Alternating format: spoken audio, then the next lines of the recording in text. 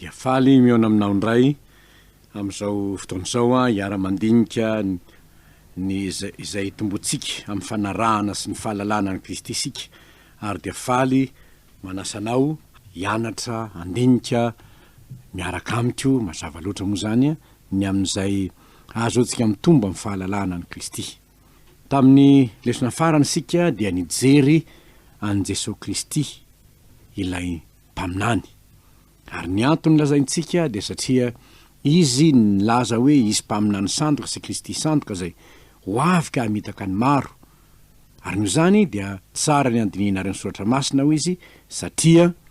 na dia ny olom-boafidy aza dia ofitahany. Nambarantsika tamin'izany fa ny antony nilazantsika ny Kristy ho ilay mpaminany dia ny nampiavaka azy tamin'ireo mpaminany maro samihafa zay efa nisy teo alohany. Ary anio sika dia mbola hanohiny amin'izany ny amin'ilay Kristy Jesosy ilay mpaminany ny rahan'Andriamanitra eto amin'izao tontolo izao. Ary dia mbola hivavaka isika alohan'ny hanozatsika izany fiarahana mandinika ny tenin'Andriamanitra izany. Hivavaka isika. Misaotra anao izay tompo noho ny famindramponao raha afaka hanohy indray ny fandiniana sy ny fandalinana ny amin'ny maha mpaminany anao. Misaotra anao izay satria fitiavana avy aminao no anananay ny fotoana azoinay mandinika ny tenin'Andriamanitra tahaka izao. Ary indrindra efa nampanoratana izany anananay eo am-pelatananay, azonay dinina, iainana, ivelomana, tandremana. Ka dia misaotra anao izahay. Mangataka aminao ary sokafo ny sainay mpamonjy io, ahitanay ny asaribidin'ny fanananay anao ho mpaminany hanambara aminay ny momba an'Andriamanitra. Amin'ny anaranao Jeso Tompo nanaovanay izany vavaka izany. Amen. Hoy isika hoe ho toy ny lesona efa nomenantsika teo aloha ny amin'ilay Jesosy ilay mpaminany. Tamin'ny farany sika dia nijery ny mampiavaka an Jesosy amin'ireo mpaminany maro teo alohany. Dia zavatra anankiroa no nilazaintsika tamin'izany. Dia ny voalohany, izy dia nilaza fa tompony teny izy. Satria izao no lazainy hoe ny lanitra sy ny tany ho levina, fa ny teny koa tsy mba ho levina. Zany hoe tompony ny teny zany io Jeso Tompo io. Ary efa nijerentsika raha teo moa tany aloha ny amin'ny hoe ary lay teny dia tonga nofo kanonina tamintsika. Ilay teny tonga nofo kanonina tamintsika io no ilay Jeso Kristy Tompo. Ary tsy mahagaga raha ohatra izy ka nilaza ny tenany ho tompony ny teny. Ho koa izy tamin'ny mpianany hoe raha tia ianareo dia hitandrina ny didiko. Didin'Andriamanitra ho isika. Zao no lazay ny didin'Andriamanitra. Kanefa izy dia milaza hoe ny didiko.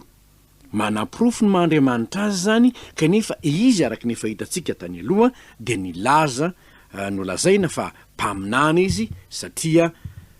Mosesy nefa nilaza hoe mpaminany avy aminareo no atsangan'Andriamanitra ho anareo. Tsy vitan'izany ihany fa lazaintsika ihany koa hoe ny mampiavaka azy dia izao. Na dia ireo lalàna nosoratany Mosesy azy dia izao no tenin'i Jesosy rehefa tonga teto tany izy. Fantatrareo fa voasoratra hoe izaho kosa milaza aminareo hoe. Lay voasoratra hoe ao amin'ny testamenta taloha, tenin'Andriamanitra, didin'Andriamanitra no lazainy tamin'ny alalan'ny Mosesy zany. Kanefa Jeso Tompo mbola voasahy nandalina kokoa ny amin'izany izy, na nilaza aza hoe toa mihoatra noho izany no ambarany. Manam-porofo zany fa mpaminany ny rahan'Andriamanitra izy nefa milaza ny teny no tompony ny teny. Ary zava-dehibe amintsika ny mahafantatra izany satria ny amin'ny maha-Andriamanitra azy moa dia efa nidinintsika tany aloha, fa amin'ny maha-olombelona azy ka maha-mpaminany n'Andriamanitra mirahina azy dia zava-dehibe amintsika izany. Satria raha izy ary ny mpaminany ny rahan'Andriamanitra, aty aoriana ve mbola mety misy mpaminany hafa? Izay ny fanontaniantsika. Mbola mety misy mpaminany hafa ve taoriana an Jeso Kristy Tompo? hamalitsika izany fanontaniana izany de vakitsika zay voasoratra ao amin'ny Hebreo. Hebreo toko voalohany, ny andininy voalohany sy faharoa. Izao ny voalaza voasoratra ao. Rehefa nampitenenin'Andriamanitra tamin'ny razana fahiny ny mpaminany, tamin'ny ano samihafa sy ny fanao samihafa, dia am'izao andro farany izao kosa no nampitenenany tamintsika ny zanany. Izao zany no hitantsika tamin'ny fanao samihafa sy tamin'ny fomba samihafa, mpaminany samihafa, hatrany amin'ny Abrahama, hatrany amin'ny Jakoba, hatrany amin'ny Mosesy, ry Isaia, ry Jeremia, ry Ezekiela, ry Daniela, ireo mpaminany samihafa rehetrarehetra ireo, dia nampitenenin'Andriamanitra tamin'ny fotoana samihafa sy tamin'ny fanao samihafa. Mpaminany ireo, ary am'izao andro farany izao kosa no nampitenenany tamintsika ny zanany. Ao amin'ny soratra masinao dia misy fanoharana nataon'i Jesosy hoe nisy olona nahana tany-boaloboka ary naofany tamin'olona zany tany-boaloboka izany. Kanefa rehefa aveo izy dia naniraka tany mba hoe ndany ianao maka ny vokatra any, nefa reny olona rehetra zay tonga haka ny vokatra ireny dia novonoiny lay olona nametrahany ny tany-boaloboka. Ary tamin'ny farany izy dia zao no nataony hoe haniraka ny zanako aho. Kanjo lay zanany io dia nataon'izy ireo hoe ity ny mpandova, andeo vonoitsika dia ho atsika ny lova. Iza moa no tiany lazainy tamin'izany? Ireo mpaminany zay tonga teo amin'ny Israely, ary ny farany lay zanak'Andriamanitra ny raina ary novonoiny Israely teo. Jeso tompo, izao ny filazan'ny Hebreo azy hoe izy zany dia famaranana ny asan'ny mpaminany. Hitantsika eto zany hoe rehefa nirahana ny mpaminany hatram'izay fanao samihafa, fomba samihafa eo amin'ny radinitsika ny elanelana nisy any Jeso tompo sy Abrahama, de tokony ho 4 taona eo no elanelam-potoana nisy any Abrahama sy Jeso Kristy tompo. Tao anelanelan'ireo zany, tao anatin'ny 4 taona eo zany nanomboka tamin'ny Abrahama sy ny zanak'Israely rehetrarehetra de nisy mpaminany ny rahan'Andriamanitra. Fa izao no voalazan'ny Hebreo hoe am'izao andro farany izao nanirahany tamintsika ny zanany. Azontsika jereny zany fa ny any herin'Andriamanitra rehefa tsy nohenoin'ny olona tanteraka ireo mpaminany ireo, de izao nataony hoe haniraka ny zanako aho. Ary de nirahina teto am'izao tontolo zao Jeso tompo. Izy mihitsy no nampitenenin'Andriamanitra. Nahatongavany zany de ilaza ny afatr'Andriamanitra,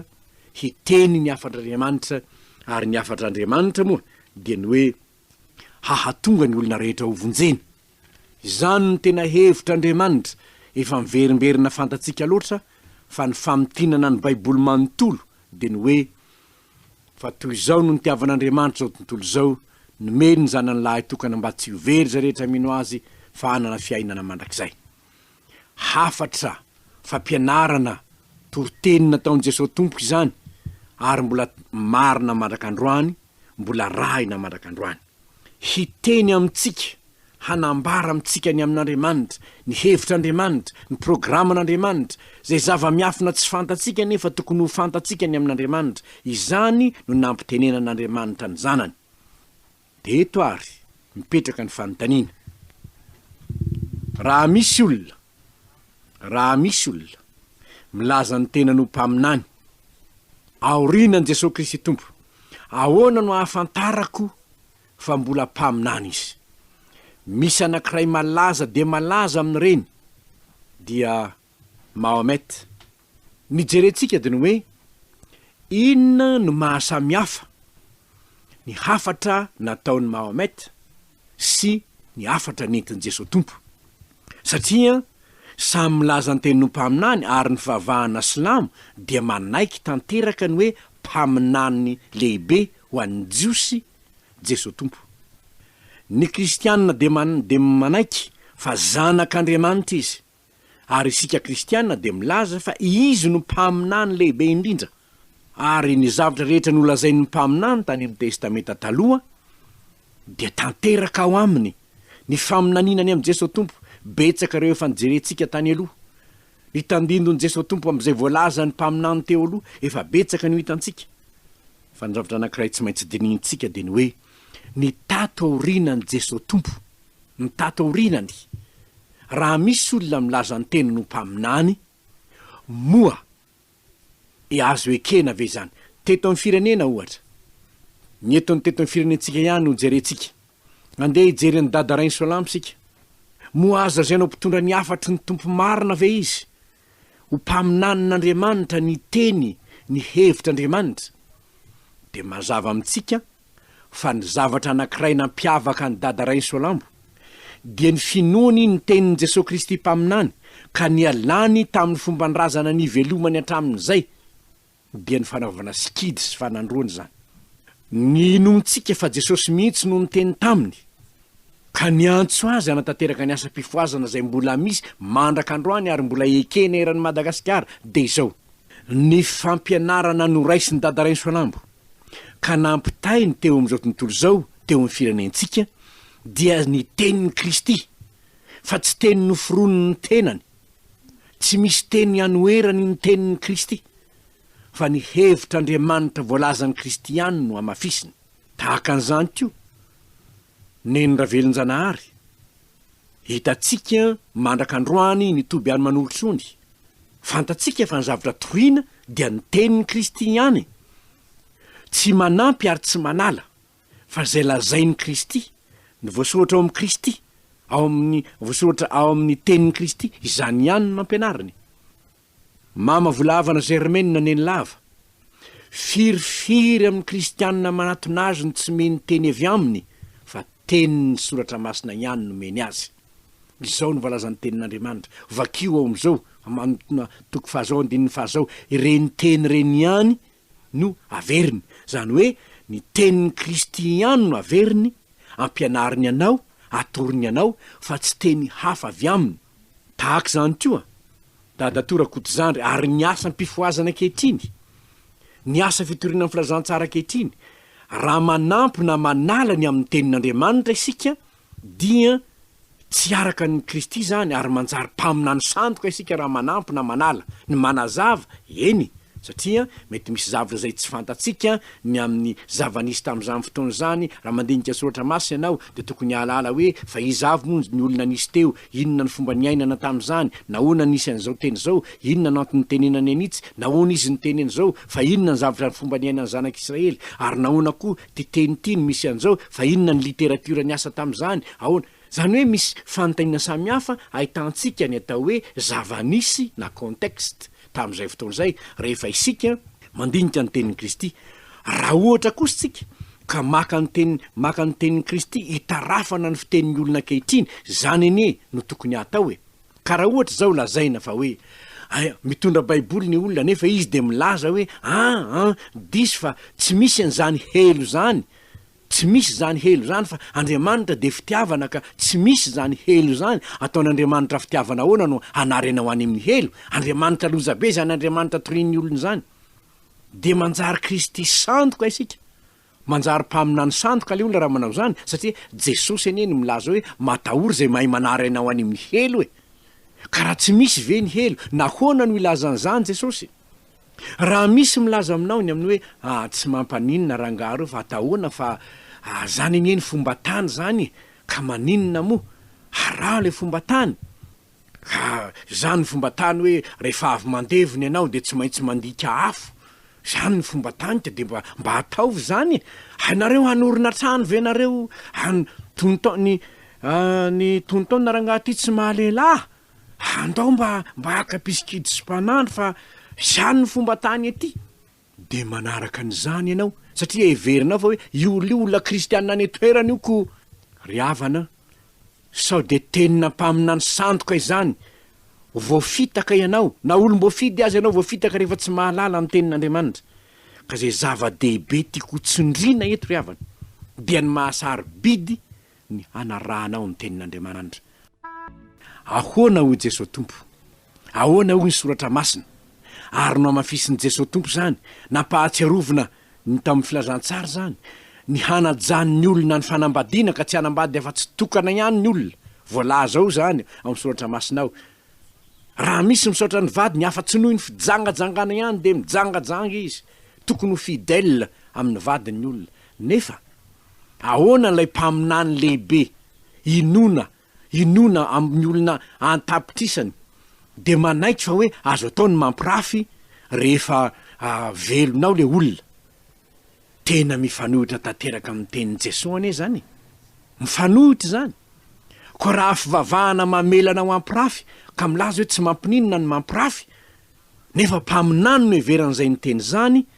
eo anatrehan'ny soratra masina zay inoko dia tena tenina mpaminany sandoka izany ary zany tsy maintsy hitandremantsika ho ny tenin'Andriamanitra ihany ny tenin'ny Kristy ihany no enteheranao ny teniny ihany no arahinao ary zany nahatonga ny Paoly ananatra mafy ny Korintianina ny Kolosianina tandremo fandrao misy mahalasa anareo babony amin'ny filozofia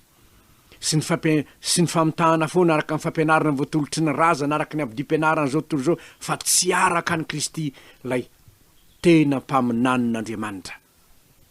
ary zany nahatonga azy anafatra hoe aoka ny tenin'ny Kristy toetra betsaka ao anatinareo mba hahatonga anareo tsy ho voelingely ny fampianarana samihafa misy any am'izao tontolo zao zay hoentin'ny mpaminany sandoka maro na de ana fahagagana azy izy ilaina ariavana ilaina ny andinianao ny hoe teniza ny arahako amin'ny mahampaminany an'i Kristy mbola tsy miova mandraka androany ny teny zay napetrany mbola ekena eran'izao tontolo zao fa marina ny tenin'lay mpaminany de ho ianao hoe eny fa misy koa ane le nareo mpaminany hafa mbola arahana mandraka zao tsika amin'ny teny zao ny momba azy eny safidy ene io safidy io safidy zay tianao arahana fa ianao amin'ny maha kristiananao amin'ny finoanao an Jesosy Kristy tompo de tsy manaraka tenina mpaminany hafa ianao fa ny tenin'i Jesosy Kristy tompo ihany no tena arahinao ny lanitra sy ny tany ho levina fa ny teniko tsy mba ho levina ary ny antoka ho antsika amin'izany de ilay Andriamanitra rainy mihitsy ilay Andriamanitra rainy Jesosy Kristy tompo mihitsy no nilaza hoe ity no zanako malalako zay sitrako izy no henoy ko raha izy ary mpaminaninao de ahoana no ataonao raha misy olona manoro hevitra anao misy manko zazavavy sasany mahazo zao torohevitra zao hoe tsy ho afaka am'izao aretinao zao ianao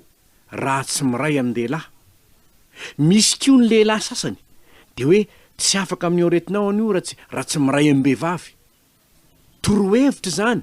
torohevitra eto am'izao tontolo zao zany ary mampalahelo no milaza fa misy manaiky izany na ny olona mitory ny filazantsara aza miaino feona mpaminany sandoka ianao raha miaino zany misy koa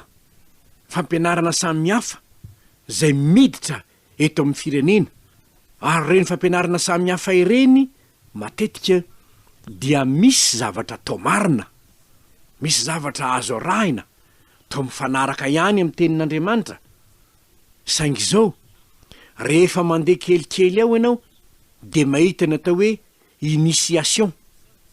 zany hoe zavatra miditra lalindalina hafahafa izany ary izany no tsy maintsy andinianao ny hoe so de feona mpaminany sandoka izany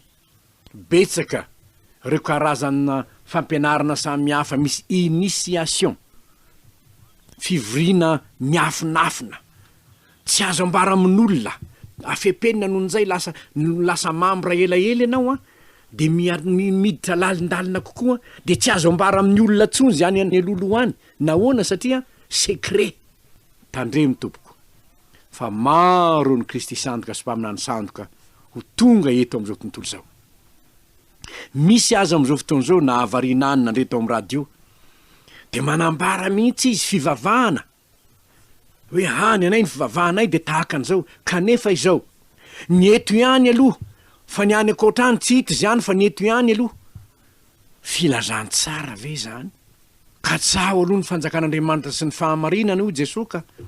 ny azy hoe ziany zay aleny any aleny fa ny eto ihany aloha ny eto Madagasikara atsika no ataovy zay atsara azy aloha ziany akoatrany zay leny any de alehany fa aza mivadika atodony am'izany aloha nefa atoko mpivavahana izany tokony andinika ihany ianao ary ilainao no mamantatra tanteraka ny tenin'ilay tena mpaminany dia Jeso Kristy tompo izany fa raha maharitra amin'ny teniko ianareo o Jeso de ho mpianatra tokoa ka eto de averiko indray fa safidy tsy terena mihitsy ianao hihainao ny Kristina hanaraka azy safidy io tompoko ary izany ry havana no hafantarana fa ilay mpaminany marina ny azy didim-pitiavana ny azy no entiny didy vaovao no meko anareo de mba hifankatiavanareo izany ny azy no entiny fiadanana ny azy ny entiny lay mpaminany de mpaminany ny fiadanana izany ny azy ny entiny teo am'izao tontolo zao ko raha zavatra mitondra fikorontanana tsy avy am'ilay mpaminany marina zany fa ny olona mitondra fikorontanana de ny olona mandaha ny tenin'ilay mpaminan'Andriamanitra dia Jeso Kristy tompo izany fa ny olona miaino ilay mpaminan'Andriamanitra zay miaino ny mpaminany de miaino an'ilay naniraka azy zay miaino an Jeso Kristy tompo de miaino an'Andriamanitra lay naniraka azy ho mpaminany teto am'izao tontolo zao ary noho izany ry havana satria mpaminany farany ny rain'Andriamanitra Jeso tompo dia izy no ankatoavintsika ary izany no mahatonga atsika hivavaka mandrakariva hoe Madagasikara ho an'ny Kristy ho an'ny Madagasikara zany hoe hiaino le mpaminan'Andriamanitra ny i Madagasikara hiaino ny tenin'Andriamanitra ny i Madagasikara raha ity boky ny Hebreo ity no dinintsika de tamin'ny taonjato voalohany am'izao taonjato misy atsika izao no nanoratana azy kanefa tam'izay fotoana izay ny mpanoratra de nilaza hoe andro farany izao misy atsika izao andro farany izao misy atsika izao zao nefa ny zavatra mitranga Paoly apôstôly ihany de nampahafantarany fanahy masina fa hoy izy ka izao ny voasoratra ao amin'ny Timoty ao amin'ny epistily nosoratany ho an'ny Timoty fa aoko ho fantatrao izao fa any amparany ihany de hisy andro mahory satria ny olona ho tia tena tia vola mandoka tena miavonavona teny ratsy tsy manora isireny tsy misaotra tsy manady zay masina tsy manam-pitiavana mpanontolo fo mpanendrikendrika tsy mahonom-po lozabe tsy tiany tsara mpamadika krina pieboebo tia fahafinaretana mihoatra noho ny fitiavana an'Andriamanitra manana ny toe-panaraka an'Andriamanitra nefa mandany heriny mianatra mandrakariva nefa tsy mahatratra ny fahalalana ny marina ny mahavariana ry havana de izao tamin'ny fotoana nanoratana ny epistily ho an'ny Hebreo taonjato voalohany tamin'ny taona iainantsika izany ary Paoly apôstôly dia tokony ho tamin'ny taona 520 na 70 tany ho any zany hoe taonjato voalohany ihany zany dia nilaza fa aminan'iny izy aoka ho fantatrao zao fa any amparany ihany zany hoe any amin'ny farany ny andro farany mahavariana io any amparany ny andro farany zao ny voalazan'ny Hebreo nefa any amparany ihany io Paoly any amparany ihany zany isy andro mahory satria ny olona ho tia vola tsy mihaino ny tenin'ilay mpaminany manko ny olona lay mpaminany ny ran'Andriamanitra dia nilaza hoe aza miary arenao anareo aty tany misy kalalao sy arafesina manimba miary arenao anareo any an-danitra zava-dehibe amin'ilay mpaminany ny ran'Andriamanitra tamin'ny andro farany dia asaina mieritreritra ny any akoatra ny olona ny any ambadika izao fiainana zao ny olona ny any amin'ny fiainana mandrakizay ny olona fa ny ainan'ny olona kehitriny am'izao farany ny andro farany zao dia ny vola ary inona moa ny tena mampikorontana eto an-tany ankehitriny fitiavam-bola sy fitiavan-tenany izay no antony naiza misy anao de io ihany no mampikorontana vola ny intereo ahy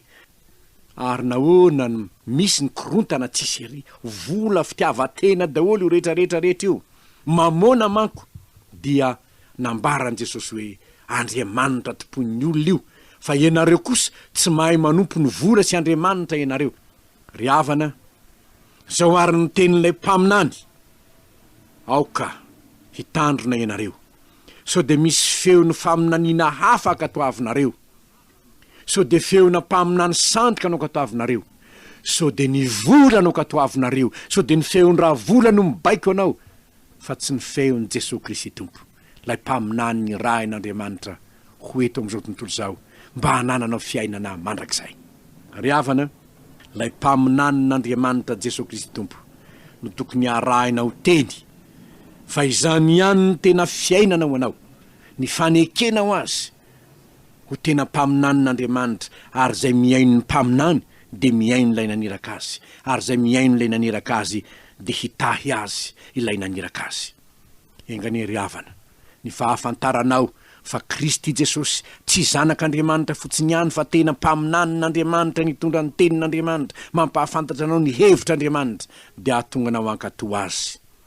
Fa raha izany ny marina, ka akatoavinao eto an-tany ianao, ho tahin'Andriamanitra hanekotra ianao hiara-miaina amin'ilay naniraka ny zanany am'izao tontolo zao. Enganie tsy homenatra ny akato ny tenin'Andriamanitra ianao, ny akato ny tenin'ilay mpaminany ianao, ary ho sahijoro mba hahatonga ny olona koa hilaza aminao hoe mba hiara-dia aminao zahay, fa hitanay fa momba anao Jehova. Ivavaka isika. Misotranao zay tompo ano naza honay, na makafaka na amin'ny mahampaminany an' Jesosy tompo, sy manamafy ny finoanay mba tsy hihay ny feo hafa izahay, fa matona aniraka an' Jesosy tompo teto am'izao tontolo zao ianao, de mba hoenonay no antony nanirahanao ny zanakao. Arovy izahay mba tsy voasito ny mpaminany sandoka samihafa, na ho voafitaky ny mpaminany sandoka samihafa, na hozongozon'ny fampianarana misy eto am'izao tontolo zao, tsy mifanaraka amin'ny teninao, fa ho hainay atao anie ny misedra ireny teny samihafa mivoaka ireny, na mifanaraka amin'ny tenin'Andriamanitra zany na tsia. Andriamanitra mangataka aminao zahay, meo anay ny fahendrena mba hahay manavaka ny tsy parisifary amin'ny vary, hahay manavaka ny tena marina eto am'izao tontolo zao. Amin'ny anaranao Jesosy tompo, no anaovanay izany vavaka izany. Amen.